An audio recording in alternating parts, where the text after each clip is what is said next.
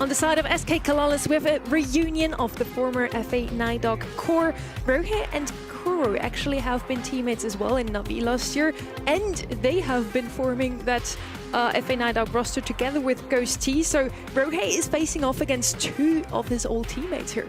A lot of familiarity, and the more years that go by in Brawl Esports, you're going to see it across the regions, and it's why these opening months are always so fun. There's a little flair of personal.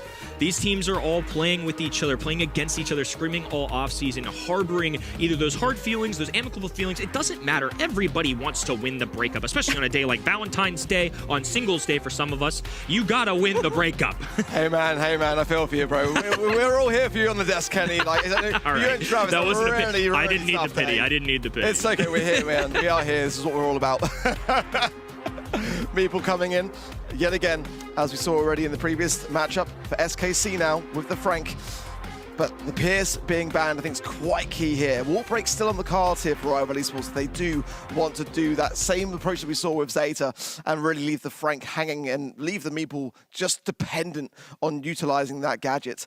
I think the Spike ban, the Ems ban, we're going to see that quite consistently so today, but still some buffied brawlers potentially here on the cards. We've seen Zeta Division here on Super Beach with a Pierce comp. He's banned out from both sides this time around.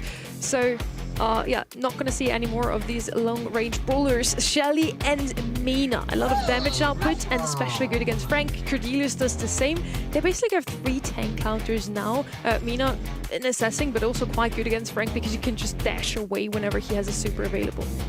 Frank really just going to have a hard time here. I mean, once again, this is going to be something similar to when we saw Super Beach in that opening match. Yes. Of a Meeple-Frank combo. Has potential. You saw what it could do when you box somebody in with the Mansion of Meeple, then you throw down a Frank super, and it's an auto kill, kind of a checkmate situation. Shelly can blast her way through that. Core can drag somebody to the Shadow Realm.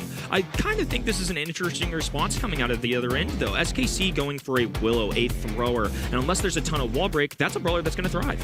Yeah, I really do love this Willow pick. I feel like it's a brawler that is very frequently banned, and when it's open, you kind of have to heavily consider going for it. But you've got to get the value, you've got to have the mind control, most importantly. It can make for a fantastic defense, but it can also make for a lot of offensive plays. Getting those goals in the, the goal side of your opposition, it's just a very rewarding brawler to play, isn't it? Very rewarding. She's also the most picked and the highest win rate brawler on the map like this one, but against Shelly and Frank, open up the map. Don't know.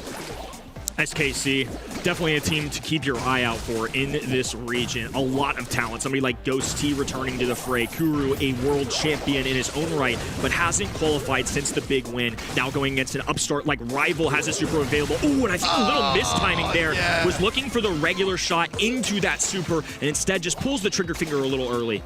Yeah, you can't really mess that up. It's just under the thumbs of everyone. Some nerves, certainly, off the back to start things off for Rival Esports, because that is the goal. There's no which way about it. A bit unforgivable, but there's still plenty of time for Rival to find their pathing in this matchup. The Pishu going to be forcing this Shay to dash away, and now the helping hand of Mina just getting that ball clear on the side of Rival. All things considered, kill count certainly in Rival's favor right now. Kuru left all lone drops this super just to try and deal with multiple opponents. There's going to be a rotation of Cordelius onto this right-hand side. As such a short-range brawler, he's either going to be shadowing Frank or using these walls to his advantage. So that's exactly why you're seeing him move here. Great gadget! Perfect time from Kuru! Love that! That is what I'm talking about. I don't like the Manchester Meeple coming in as a gadget of choice. That is the reason why Rage Quit works best.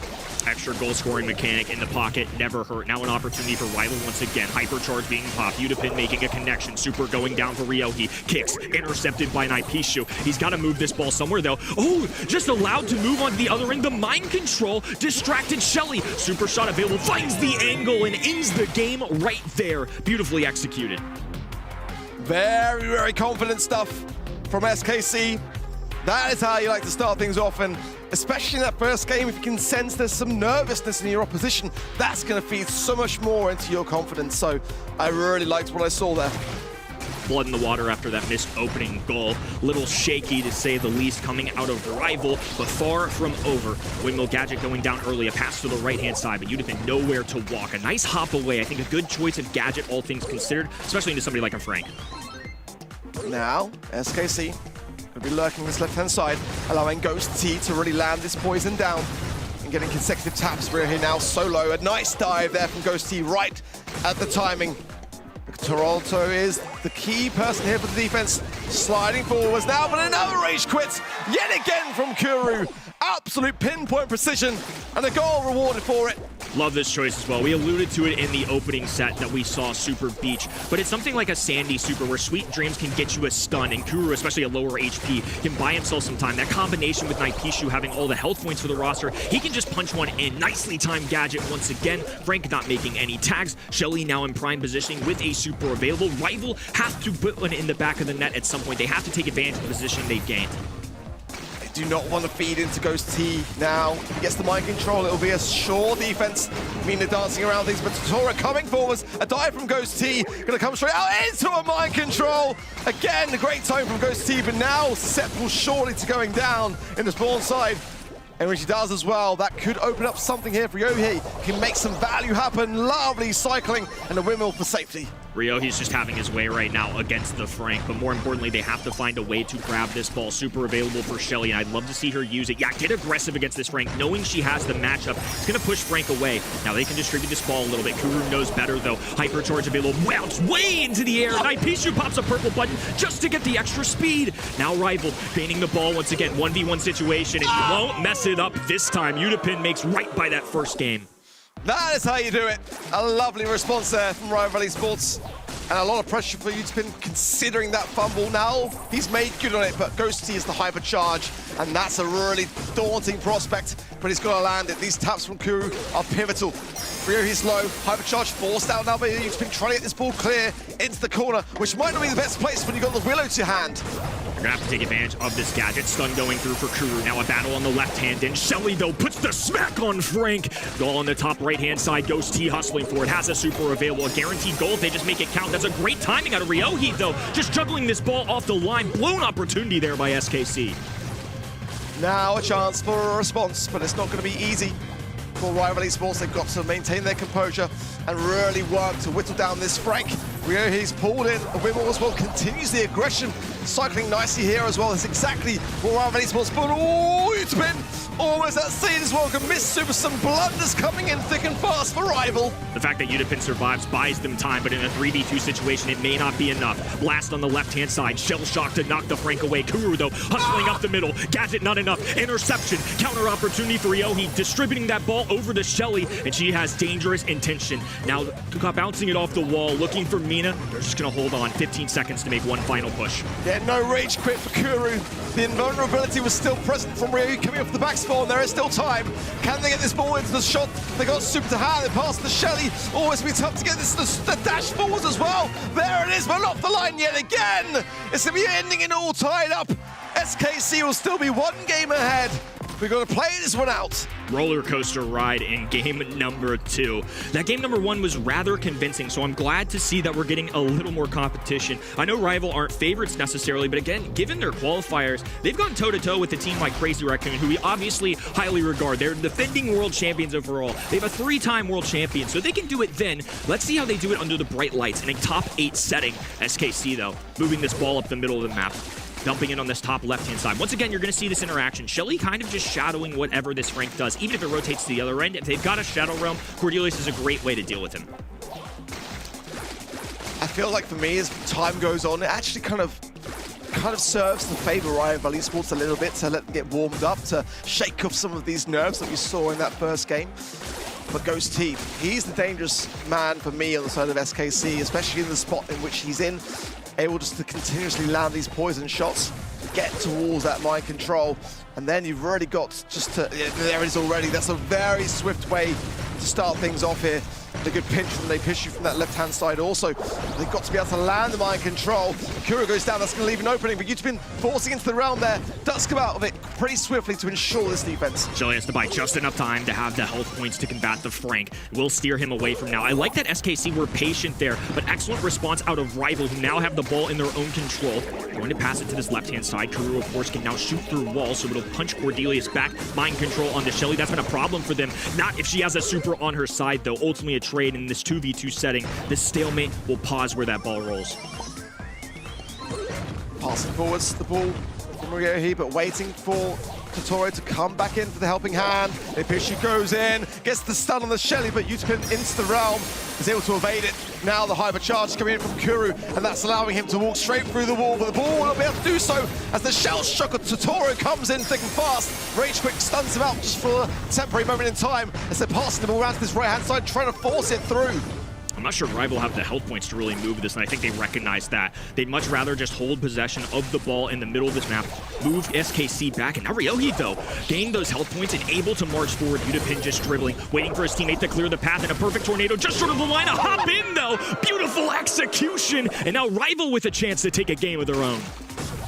A beautiful replanting gadget there will secure a goal for Rival Esports, and they need it. Ball into the pocket, 10 seconds on the clock. There is a realm for Utapin, but there are two members of SKC pushing up that right-hand side. They should be able to delay things just enough. Ghosty, regardless as to whether he gets a mind control, it will not be enough time. What an exciting first set between these two teams, neck and neck, and Rival starting to really build some confidence in this set. Utapin's had a couple of flashy goals since that early mess up in game number 1. In the tie, he was a part of the factor, and now here, he's the one getting themselves a game-winning goal. Can't understate that enough, especially Cordelius, who's not necessarily supposed to be some flashy playmaker. The fact that he's using these Shadow Realms, these jumps so creatively, I love to see it. We're more used to seeing something like Rage Quit out of Meeple be the reason that you score a goal. Love seeing an anti-tank be more than that. Yeah, I fully agree. Utapin, despite that early blunder, can they walk this in? They do! Totoro gets it! It puts Rival Esports in the driving seat for the first time in this set. But I fully agree. He's made good on that blunder. He's really starting to cook on this Cordelius. SKC once again containing the enemy side closer to their spawn. They're deep in enemy territory. Ryohei just has to move forward. I think this is an excellent decision, a trade out as well. Now Shelly electing what to do here. Shadow Realm will allow her to kind of shadow the Frank and just stay put. They're going to dump this ball. I like the conservative approach. No need to force it up. You don't want to pass the ball into enemy hands, especially when they're so healthy like somebody with Frank. Delay things. Oh, a missed mind control from Ghosty. That is going to be brutal. He'll dive away from these shots, but straight into the shell shock of the Shelly. Totoro really working hard on this right-hand side now in the matchup of which he wants the most. Pishu's got a really tough situation there too. Hard counters and nowhere to go. This ball's been chilling on the top right-hand side for about 30 seconds now. I mean, Rival are at the point where they might debate to try and go for a second goal. Instead, just trading out kills. Ghosty with 25 HP. It's going to be a little ring around the rosies with a teammate. A back off there. A perfectly timed Shadow Realm as well. Pishu not going to get nearly as much out of that as he would have wanted. Utapin is going absolutely crazy. This ball still in a precarious spot. It should be okay, yet Totoro's there. And now the hypercharge. Kuru knows that he cannot push into this. It would be the worst possible decision. Better to wait for his teammates to come back up the map and try to snatch this ball. It will be the final 40 seconds to play. Shelly unafraid, pulled in by Pishu. Now they finally have the numbers. SKC have no choice but to take advantage. Ryohei unafraid, up in the face of the enemy, kicking their way forward, and now giving themselves the number. Frank just popping a hypercharge out of desperation. Didn't love to see that. Not getting anything for his efforts. SKC wasted 2 hypercharges, one on the Frank, one with Ghosty on the mind control of the Willow. This is going from bad to worse as Rival are really cooking up gas. Now getting towards the final 10 seconds, and SKC cannot get this ball. Utapin can just force Kuru into the realm, and his teammates will be there for the helping hand. SKC blundered this, as Rival Esports looked by far the weaker team to start things off until they started gaining momentum. What a way to kick things off. This is going to be a fire series, I can tell already. This is really interesting because Rival Esports and SKC have some parallels. SKC, of course, have Kuru, who's somebody who's for a long time been in this region and competed really well, even has a world championship to their name, and 2 players who have been around the block. They're not new per se, but I don't think they have the history of something like Kuru and Ryohei. On the other end, Ryohei kind of working what was left of this region, picking up members at the final seconds, players that were unproven. And instead of SKC doing it, the same formula for Rival Esports is working. They've just got those players at home. They don't need the flashy names of Ghosty to grab a set. This is an early great start for Rival Esports, especially an organization like you mentioned that's had some of these younger rosters come in recently and surprise us. Maybe they'll just do the same thing today. I mean, there's many examples over the years of teams that, for me, at the beginning of the season may look like an underdog, may look like newcomers coming in for the first time. Team Electros last year was a team that really, really impressed me, and how Livy was really able to guide them towards greatness. I think for me, Humble, looking back over the years, that was a roster again of relatively not unknown players, but players that had not had the opportunity to really demonstrate what they were worth. That 14 takedowns for the Toro there as well. Utopin, I really enjoyed that Cordelius. Despite that first blunder where I had my reservations, he absolutely made good on that. And now it's really down to SKC, a team that I favored coming into this match, to start to bring things back into order here. Certainly not over yet, but to your point, especially for somebody that's so new to the bright lights, to the top 8 stage, I think to miss a goal like that so early on in your opening moment, this is your first impression in the BSC, and to put that aside and get 2 hard-earned goals, 2 goals that helped win them that set, I think that's a testament to that they've more than earned their spot on this stage. Whether they can take it further than a top 8 in their first go-around, though, has yet to be seen. SKC, far from done yet. Kuru, of course, like we mentioned, has history in this region, but Ghost T, Naipishu, 2 very hyped players, 2 of the new mechanical monsters that we are anticipating seeing in this region. I want to see what they can do now moving into Gold Arm Gulch. Yeah, for me, Kuru, Naipishu, Ghost T especially, going 2 years back, was a player which many in this region said this is like the new Tampa, this is the new Tensai, the prodigy of East Asia. We get to kind of see it come through just yet, but there's still time. 2026 is just getting started, baby. I love it. Going now with the great to see that Brawler coming through. I feel like that is going to provide a great amount of value, some wall break potential, some TPs coming in as well. Gene is always a fantastic starting Brawler to have in this draft, so I'm really liking what I'm seeing. Brock Band, the Ollie Band, and the Meeple as well. Wall break potentially out here, at least for the Brock side of things. Pierce, Andrew, and the Mina Band as well by Rival Esports.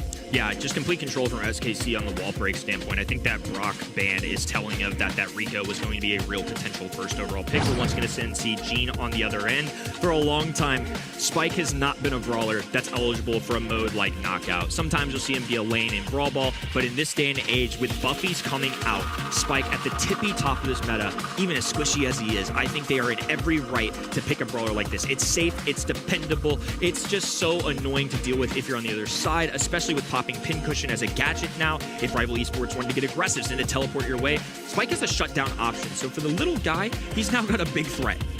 It definitely gives the Grays something to think about, doesn't it, when it comes to those TPs. Mortis going to be coming in for SKC. Definitely a brawler, which makes me nervous in a game mode like Knockout for sure. You do not want to be that guy on the squad that's kind of feeding over and making it a constant 2 versus 3. But if played calculatedly so, it can definitely bring back the goods with that shovel.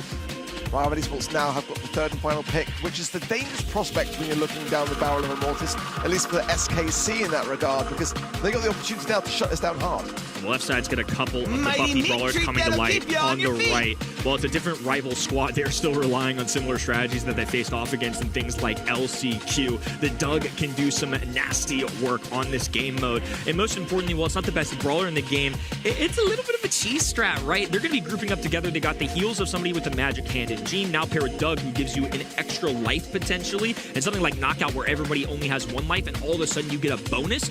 It can shift the entire tides of the game. It's definitely going to give SKC something to think about. Have they prepared for this cheese comp of Rival Esports? Because more often than not, I would say, in the BSC, when we see a cheese comp come through, it doesn't necessarily work as prominently as you would expect. But in this instance, you've got to question it. What can the Mortis realistically do, especially in the late stages, once they kind of have the Doug rolling in, and every time that he's healing up his teammates now, he's earning that utility. Already, He goes down to Ryohei. That's not the start that SKC wanted. Ryohei with a beautiful walking cane is able to get them that kill. Naipishu can cycle in a super, not enough for any takedowns though. The healing just so overwhelming despite being shoved into a corner. I'm not sure this is going to be a freebie. SKC lose another one. Kuru all of a sudden put by himself. Low HP brawler, tags coming through. Rival Esports mechanics displayed early here in set number 2. Life Plant being run by the Spike as well. I mean, I can understand the knockback now would maybe deflate what the Grey can bring in, but I don't prefer it over the alternative. Let's see now. Hypercharge for Ryohei is present. Utapin also. That combination is going to be absolutely brutal, but Rival Esports have got to make it land. And SKC, with that Spike, might have an answer for it. Rico as well. The gadget could be quite devastating on the multi-ball launcher. At the moment, though, it's Rival Esports just waiting down the clock. They want that gene pull for Totoro. Rival are comfortable playing defense, especially in the early game with their composition. As the walls close in, then they can anticipate that. They can get closer to their enemies, especially ones with about 7,000 HP and Kuru and Ghost T. They don't mind playing the patience game, especially like you mentioned, grabbing a walking hand just to give them multiple options, whether it's a teleport, a walking cane, an extra light from Doug, a magic hand coming out of Gene. That's so much utility for one comp. It's go time now for Rival Esports. They pushed him with the Doug. Rio here has got the hot dog. If he goes down, he'll come back in a 1 versus 3 now, and the pitch is going to go to absolute towel, but it is possible. It is Immortus buffied up. Here we go, the cycling. Oh, it's just not enough, but it was so close. A valiant attempt, but still, it's continued to be shut down as SKC really starting to flounder. Clever strategy coming out of Rival, and it certainly paid off to start game number 1. We're going to have to see some serious adjustments out of SKC, a team we highly anticipated to be competing for top spots in this region, or at least I'll speak for myself. I really do feel like in the long term of the season, the potential these guys have is so high. Instead, though, it's Rival starting out so strong, Life Plant going down, and part of the influence, too, is the vision that it gains, the bounce back that you get from it, single-shot brawlers or poke brawlers like Gene and the Magic Hand. It's a great blocker, so I understand it. I don't think popping Pink Cushion gives them this nudge value. It's a close call. The heals are just too good, though. Rival find a way to get a kill, and still Rio, he survives. He survived by a sliver. Rival are still standing despite that attempt, and it was a valiant one from SKC. Rival Esports are just impenetrable.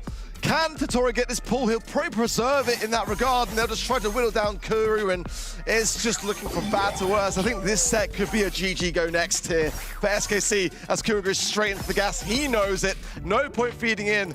Totoro's got what he needs. This Doug Grey Gene is absolutely disgusting and stinks of cheese. The hot dog distributor really coming through. This is a brawler that I love as a personality, but he's not high on my tier list. So the fact that Rival Esports able to make him a winner, another walking cane going down, not a lot of those being missed. Ghost T, on the other hand, not nearly enough tags coming in. I think that's safe to say it's a whiff. SKC now have got to be wondering, what do we even do in this situation? The more that we feed in to the damage, the more the Doug gains an advantage over us. Do we just wait down the timer? The amount of utility now, the TP of the Grey, the Gene Pool, it's giving them so little options.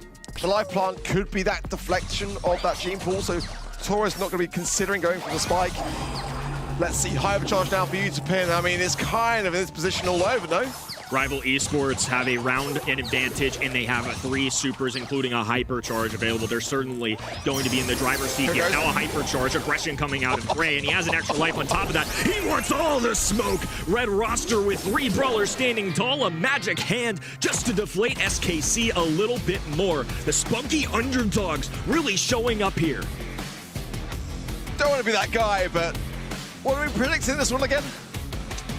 Across the board on the desk? We're currently super wrong, but we're not done yet. Look, I love nothing more than being wrong. Being right is fun, but if I am wrong, it means I'm surprised. It means a lot of the world alongside me is going to be shocked. SKC have a ton of potential, but if they lose 3-0 to something like Rival Esports, that is a rocky opening month. That is not something I anticipated seeing today. Hey, if we're going 4 fists on the desk, then we're going down together. The ship is sinking, guys. It's just the second match of the day. But what an exciting one. I'm really enjoying how Rival Esports have just adapted their way against what we felt on the desk unanimously was the favorite in this one. But like you say, it's not over yet. But SKC now being two sets down, it's going to be a very tough climb. 9 for Ryohei, but that's the pairing with the Doug. He can't take all the credit realistically here, despite the stats looking maybe against Utapin. He is able to thrive with the back of that hypercharged hot dog. It's simple as that, and when he goes in, it's down to the Doug to work in pairing, I feel. I mean, my biggest takeaway is the fact that they only had 1 kill for an entire set, and it's But what could they do? Well, it's a game mode that's entirely revolving around kills, and they just happen to get like only one of them. I mean, I think that just goes to show the level of dominance that Rival displayed there in that set. I mean, my eyes are certainly wide awake right now, trying to see if Rival Esports has what it takes to maybe challenge somebody like a Zay Division later on. They still got to get another set on the board, but for now, I'm super impressed. Mina's the first pick, and it's a really, really worthy one. I love that from Rival Esports, but some big brawlers yet still to come. Pierce being one, Frank open. Poco Band, though, might deflate that idea. M still open here as well for me. Could be a dangerous one. SKC going with Mortis. Wasn't to be in Knockout, will it to be in Hot Zone? That's the question. It's a dangerous pick. It's a high-risk, high-reward brawler.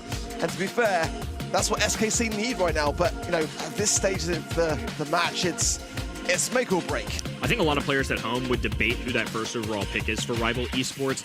I think if you're Rival Esports and just what I've seen and gathered from different scrims, in this situation, I think Mina is going to have a better time into Pierce specifically than Pierce is going to have into Mina. So while a lot of people will rank Pierce higher, maybe that's why you see that. IMS, despite it being a wide open map, I don't care. Click the IMS button. It's a good brawler. Click the IMS button. I can't fault Rival at all. And for me, Mortis is okay now into Ems for me. The knockback, like I said, was the biggest kind of thing taken away from her kit in that nerf. So it might give SKC more options when she hasn't got utility to be able to defend against it. Obviously, she pops super or hypercharge, then things might change. But coming in now to finalize things for Charlie is a direct answer to this Mortis. They've got to control the mid-grounding of that Pierce. For SKC, they've got some aggression. They need something else to have, something form of control. Even so they can have a little bit of way around the map across that water. And we're going to burn down some bush, so they want full visibility for SKC. I was trying to brainstorm perfect answers there, and I'm not sure that was one that was going to be a perfect one, but I think Amber into the IMS and the Charlie specifically actually works out really well. Amber on this map in general is just menacing to deal with. Having the distance that she can cover, the area control, the high DPS, and shred through Spiderlings. IMS is going to be outranged in that situation. Mina can get up close to her, but she does have something like a gadget to defend herself with those dancing flames. I think that Amber solution at 6th pick was a good shout from them. Yeah, I feel like it's a solid final pick. But what is this Mortis going to bring for SKC? That's my big reservation on this. I much prefer what Rival Esports have got. The Mina going to bring in some goods. Who cannot side with the M's in this current meta? I think that SKC have got their work cut out. It's now or never going in. They push you. Already doing a pretty decent job. Does find Ryohei now as well. He's been low in that mid. So SKC have some good starts so far. 24%, great work there just to kind of absorb all those shots, embrace the tags from Kuru, and still build those percentage points. KD is not everything in a game mode like Hot Zone, but right now Naipishu putting in some solid work. He's giving Rival a lot of trouble on their back spot. They can't find you to pin until Kuru does scout those bushes nicely. And it's a great start, but if you look at the objective, not much actually in it so far, despite SKC getting a lot of these takedowns. They've got to keep it up. He's been now contesting the mid. Windmill goes down, buying some time for his team, and now down goes Naipishu. That's not great timing, as Rival Esports start to get very much hunkered down in this mid, 40% apiece. Udipin is juggling all of these shots so well. I mean, Pierce gets bonus shots with all the ammunition that hits the ground for him too, so despite all of that, doing an excellent job. Naipishu forced away, Ryohei now on the front lines. This is going to make things tough for SKC to progress up the map. Great gadgets from Naipishu, really making it work. And there's the knockback from Ems, and now followed up by a super, but still goes down. That's what I'm saying. Ems is really not necessarily going to work out too well in this instance.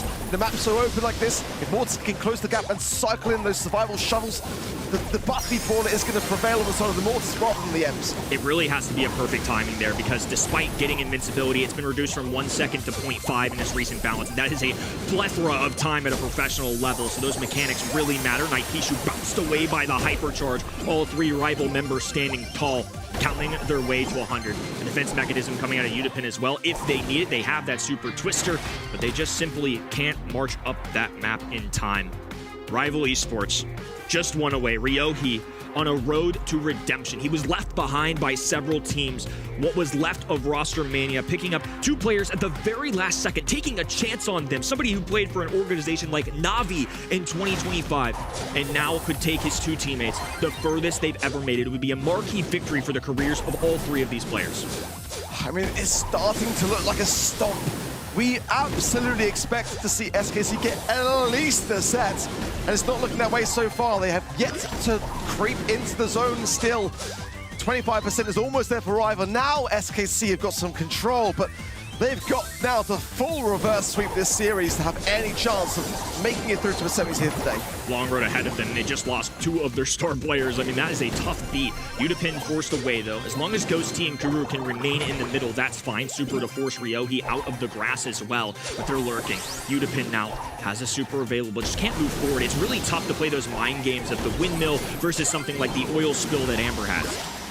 Nice cocoon there from Totoro. Kuru comes out, slowed, and goes down. A nice burn, but still Rival Esports stay firm, 43% apiece. A lovely combo spinner there from Nepishu. Forces back Rival, who've got to heal now as Ryohi creeping this left-hand side, low HP, gets the super, the hypercharge, but goes down, and that may have been a waste. Let's see now if SKC can start to bring something back. It was a missed hypercharge there. Ryohi coming back now, has got something to make up for himself. For sure. I mean, a hypercharge and a purple button wasted is a huge deal, and in moments like that where you could possibly take on Naipishu, no longer can. At this point, SKC are running away with it. This time, hypercharge popped out of desperation for somebody like Charlie. They just have to expand their territory as much as possible, but Naipishu on the prowl. Now Charlie up the middle of the map, Ryohi left alone once again. The extra tags going through, and SKC have legs. It's not over yet. Udapin low though on this left-hand side. Kuru from the hypercharge, and there's a massive burn. 9% needed, creeping forwards now. Can Rival Esports make something on this zone? There's down one. Ghost T is low as well. There's still a chance. They push you stun force back. This could be amazing for Rival Esports so they can just hold on. But SKC need 1%. SKC finally punch it through. A little nerve-wracking, but finally throwing up a fight. You can see a huge exhale there too. Nerves certainly showing. The player cams are locked in. SKC, a team that I think a lot of us, including people at home, really anticipating to do better than what we've seen so far. Job's not done though. Kuru's been in plenty of situations when he's been backs against the wall. A very veteran player now playing with some of these young guns, hoping to see the best out of Naipishu and Ghost T. That's a good round win. Still a lot of work cut out for him. Unfortunately for them as well, it's already 15% for Rival Esports. A lovely combo spinner yet again. Naipishu's pin, for me, says it all. Panting. He is putting in work, that boy, and getting so many great results. I do not want to see this happen in a sweep. These two teams are so mechanically gifted. It deserves to go all the way. But now, SKC are working as a much better unit, and the spawn cycle is working against Rival Esports. They've got to recongregate and stop going in alone. Naipishu is a front line man. He is going to be the one taking the brunt of all the shots of Rival Esports, while Kuru and Ghost T lay fire from downtown. This is going to be Charlie, though, flanking on that left-hand side. Has a cocoon available. Kuru just covering the map in oil to do something. No connection at all. Udapin with his regular shot being a utility to try and dodge shots is so nice. It's one of the reasons that Mina is so good. Pishu is putting in so much work, but again on the objective, it is neck and neck. Now Rival Esports start to just creep forwards in terms of the lead. A hypercharge there from Totoro, but it's missed. Kuru will have to deal with the spiderlings, but that is a big waste of utility on the side of Rival Esports. Nonetheless, staying firm on the zone, up to 75% now and climbing, and SKC are bang in trouble. Ryohi was left for dead in Roster Mania. Right now, one game away from possibly ending this map, and here he comes, rearing his ugly head up the middle of the map, climbing up to 90%. Mina there for backup. All they have to do is hold on. Naipishu doing his very best, an excellent player of 2025, but this is a new year, a new rival. Ryohi finding a way to give his two teammates the best result of their entire career. Absolutely phenomenal. What a result. Unbelievable. Ryohi at the helm, leading two newcomers into the BSC, into the semis on their debut performance.